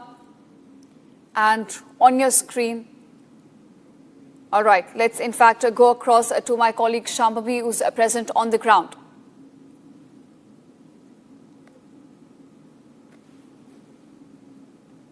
You can see that the mortal remains are there covered in red clothes, and there is family surrounding, and they're very emotional, of course, given the situation and the certain formalities which needed to be done. There are certain rites which needed to be done before taking the body from here is being performed by Major Harshit Sharma, Twisha Sharma's brother. And there's the father present, there's the uncle present, there's the sister-in-law, Dr. Rashi, present, and they are currently involved in performing certain rites which they had to perform before they could take the mortal remains from here to Badbada Ghat for final last rites. And this has come as at a very unfortunate time, but family has been demanding for a second post-mortem for the longest time, even before the first post-mortem report was out. They were so sure that there will be certain irregularities and certain discrepancies in the post-mortem report, and their doubts was absolutely right. Because when we saw there were a lot of differences, there were a lot of irregularities in the post-mortem report, there were things which were not making any sense. The presence of bruises, the presence of wound from blunt forces on her left part of the body, on the left wrist, on the left arm, on the scalp. And that was not justified. The age of it is not justified. When did she actually get those bruises? because a person who allegedly hung herself from the ceiling will not have a bruise on her scalp, will not have a bruise on her left arm, ideally. There was a change in the color of her garments. Dr. Rashi confirmed because she confirmed the color of her garments, but that was mentioned differently in the post-mortem report. The height mentioned was different from the post-mortem report. So a lot of differences. So we are hoping, we're very hopeful that this time when the final post-mortem report will come, the second post-mortem report will be out. They will have all the answers that the family has been looking for the longest time, that Republic has been campaigning for the longest time, actively campaigning for justice for Twisha, with the family making sure that they get justice. Right, of course, Shambhavi, this is what we're hoping for, that all the irregularities, the inconsistencies which were flagged in the first report and all the questions which were raised, whether it was the bluish marks found on her body, the injury marks on her legs and neck, and also the height difference, all the irregularities, all the gaps will be answered, will be plugged in the second post-mortem report, and we will be closer to justice in this case. Now, in fact, right now on your screen, viewers, as you can see, the family has been handed over the mortal remains of Twisha Sharma, and currently they are preparing for the last rites which will be performed. And my colleague Shambhavi, in fact, is present there, who continues to tell us about the situation on the ground.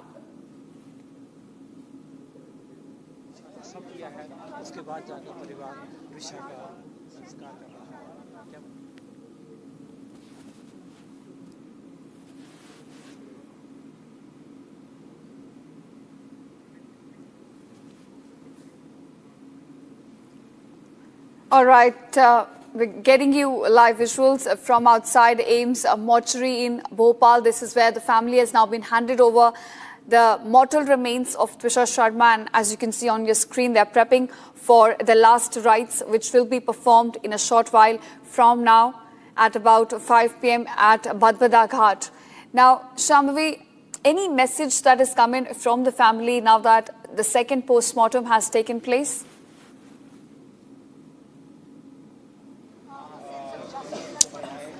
Well, yes, the family has been very politely has requested everyone to join them in their last rites, to join them. I'm extremely sorry. To join them in the last rites, to join them and give them hope in this time of immeasurable loss.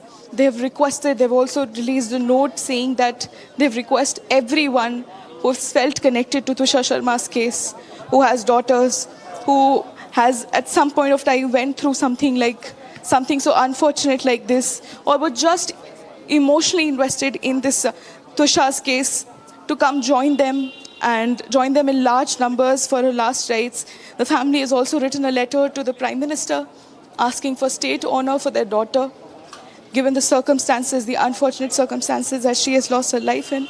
Twisha, a very bright girl that the family continued to say, a very bright, a very intelligent, a beautiful girl who got married at the age of 33 just last year, 2025, on 9th of December, but could not see more than 5 months of the marriage.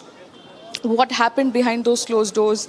Everyone is looking for the answers. The family is still looking for the answers. That is why they wanted a second post-mortem, so that they could get some idea of what happened. They could get idea of was she abused before, as she claimed that she was trapped. She claimed that she was feeling suffocated, that she couldn't bear what was happening. And time and again, she was called names by her mother-in-law. She was questioned about her character by her mother-in-law, about her past, called names like prostitute and things that we can't even say right now on television. But she was going through hell, and that is what she kept telling her parents. And the parents are so sorry right now. The parents are inconsolable right now that they couldn't help their daughter, that they didn't know that they would have to see a day where they'll have to perform the last rites of their daughter.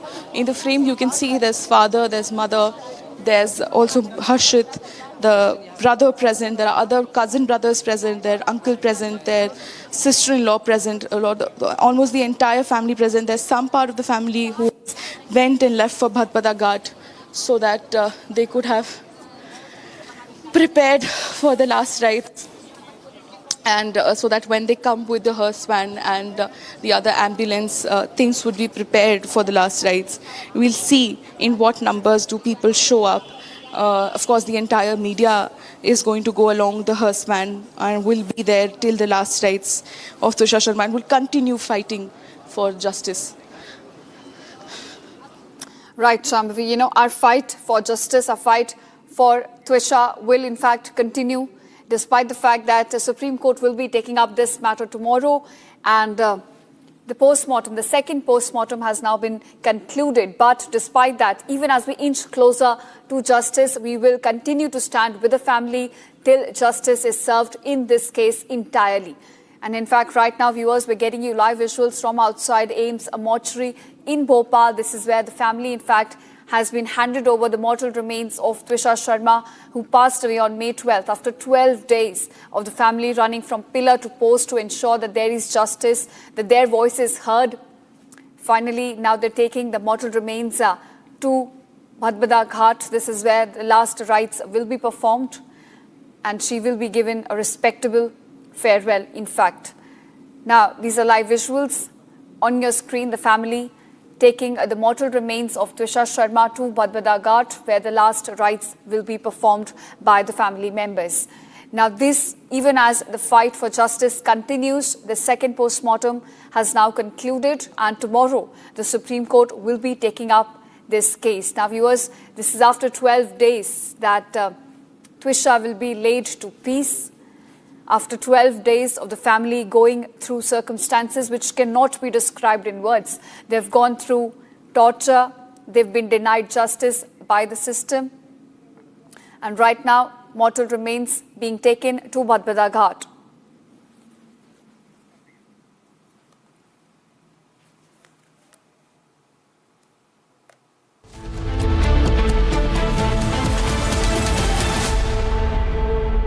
थोड़े में ज्यादा स्वाद यही तो है इसकी खास बात। वाओ मामा क्या स्वाद है? अरे मेरे राजा सबका राजा आरती और मसाला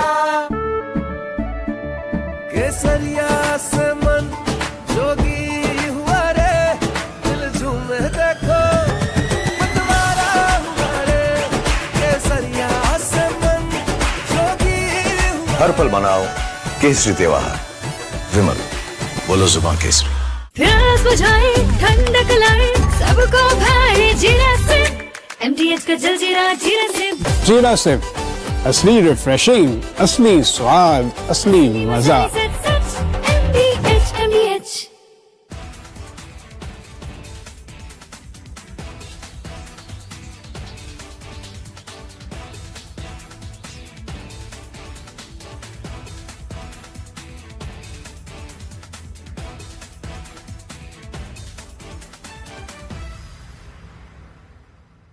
I want to start with some very disturbing pictures that have come in of a so-called right-wing leader. His name is Sushil Prajapati. He's accused of rape. After being in jail for 9 months, he gets bail, which means he's still an accused. He's an accused in a rape case. And the case goes back to 2025 when he took an LLB student to one place on the pretext of introducing her to a senior advocate. He drugged her drink and then he sexually assaulted her. He is still under trial for rape. He has not been released. But when he comes out, this rape accused, garlands are put on him as if he's some kind of a hero, as if he's achieved something great. Is a rapist to be celebrated, ladies and gentlemen? I ask you that question. And more than anyone else, I ask the right wing of this country. Very often I come on television and I say, yes, on several issues, I'm happy to be called a right-winger. But ladies and gentlemen, let me put it clearly. You cannot let a person like this man, this Sushil Prajapati, a leader of the Hindu Yuva Vahini, a local thug, a man accused of rape, you cannot celebrate his act of rape or celebrate the fact that the rapist is out on bail. If that is the message we want to send to our society, And if all the BJP leaders want to be quiet about it, I want to ask them, why are they quiet about this?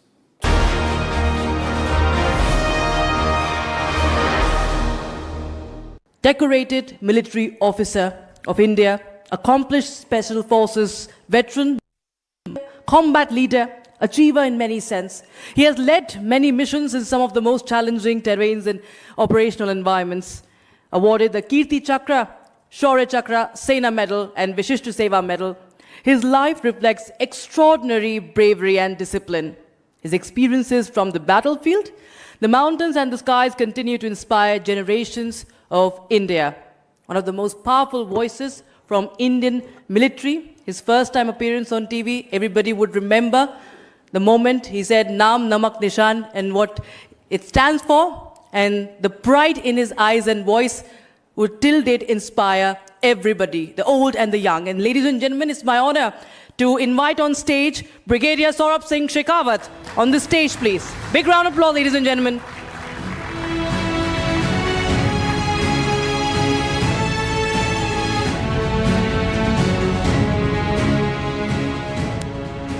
Jai Hind.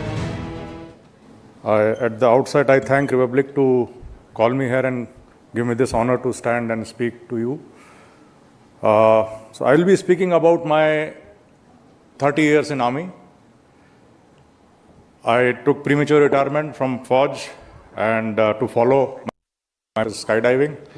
I joined Army in 1994 in 17 Maratha Light Infantry, and thereafter I came to do probation when my unit 21 Maratha Light Infantry was converting into Special Forces. So as I landed for probation, my probation NCO, he called me and he asked me, okay, what is your name and what's your religion, what's your caste? So I said, I am Hindu Rajput, and I was slightly surprised because he was a Jat from Rajasthan, and my name Shekhawat, I was very sure that he would know who am I. He said, okay, good. So take a look around, see that pond and take a dip in that. So I wondered what mistake I made, because that pond was all, grease and it was all puddle, very dirty. So I went, because order was there and I was under probation. I went and I took a dip, I rolled, then I came, still puzzled that what mistake I made. He said, okay, tell me again. Same question. I said, sir, I answered the same. So he said, no, go again and look around, go again. I went back again and then he ensured that I am totally drenched and I am all dirty, I am all black. Then came back again, and then I looked around, it was written, Commando Country, serve with pride. That time we were called Para-Commandos, not Special Forces. So I said, sir, my caste is SF, Commando, and my religion is Commando.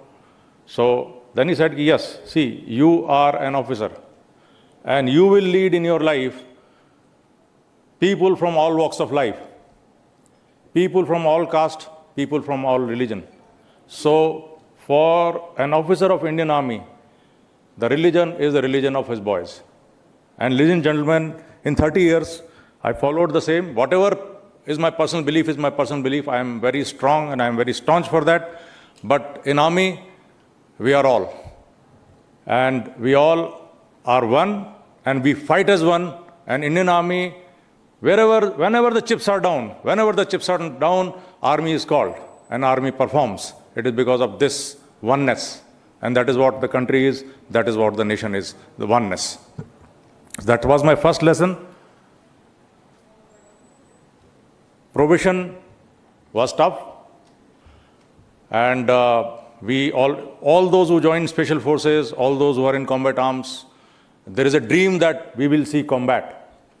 So I cleared my probation and immediately we went on combat mission in Assam. So we went into the operation area, and every day we would chamber our round and we will come back and the round is not fired. So I was quite, disturbed that when will I fire this round, when will I have this combat. But soon we had an opportunity. In 1997, we were in a place called Chapar. It was near Bogaigaon. And at that time, my team commander, who was on leave, he was coming. Dipender Singh Sengar, very small man, 48 kgs, but very fit. So he was coming from leave, and he, came to Bogaigaon station, and I got a call from my 2IC that we are in SP's office. You just come, get your troop ready, and come to SP's office. So I readied my troop and I rushed. So there they were in civil dress. They were in jeans and t-shirt, and they said, in this village there is a group. Let's go. And it was 1 o'clock in afternoon, and there was a source who knew where these people were. So we requisitioned, or we just took a civil bus with the help of police, and one party boarded the civil bus, and my party was in military jongas. At that time we had Nissan jongas, old very powerful vehicle, and we rushed to the village. The source was told that when you approach that house, stop the vehicle around 500 meters. Don't take us to the house. Stop the vehicle before the village. But he was afraid, and he stopped the vehicle, and he was asked, where are those people? I said, sir, he said, ye re, samne hai. So the moment the party, Dipender Singh's party, got down, people were sitting outside the house. Someone was cleaning weapons, someone were resting. They all had their AK-47s, and he himself was in civil dress, jeans and t-shirt. But he also had his AK in his hand. So when he got down, they also got confused, that they thought that he's one of us, and they smiled at him. And then the confusion cleared. Dipender Singh Sengar fired. He got one chap down, and then he was fired upon, and there was all melee. Heavy fire. I was coming from another direction. I heard the fire. I rushed to the location. A lot of fire was going on, and soon I got on radio set that we have contacted, and Sengar is down. Sengar has been shot. And I saw a group of people running in front of me at around, that was my first combat experience. I saw people running in front of me. They were in uniform. I fired. I forgot to increase the range because they were slightly far. So then I stopped and I increased the range to 200 meters, continuously fired, dropped one man. They also fired back. Then I got the information that Sengar has been hit. I reached the village where this encounter had taken place, and I saw Major Sengar with bullet in the stomach. And so immediately we started the evacuation. Dipender Singh Sengar was down. IV was given. Dexamethasone, steroid injection was given. And I put him in Jonga. And then we called the helicopter Mi-17. He was hospitalized. His bladder has blasted. And he had damaged intestines. And also the digestive system was also damaged.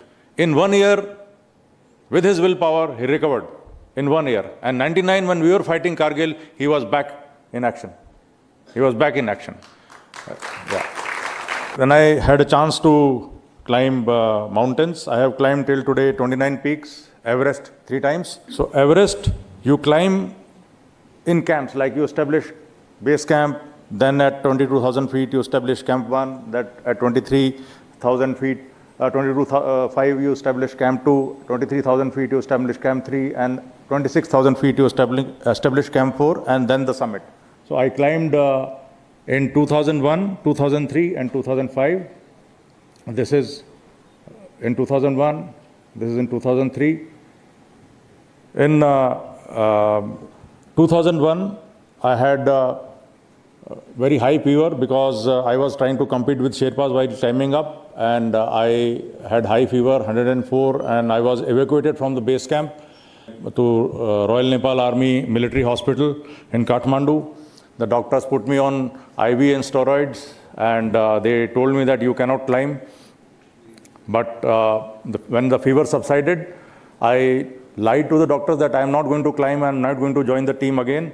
Please let me go. So they allowed me to get back to the expedition, and I climbed up, met the team at the base camp, and thereafter Everest was kind enough to give me audience. I had learned a lesson that in land of, don't be a Gama in land of Lama. Now about camaraderie and, in army, you care for the life of your buddy so much that you forget to save your own life. So one incident I had in military free fall, we jump out of the aircraft, thereafter we stabilize and we open our parachute.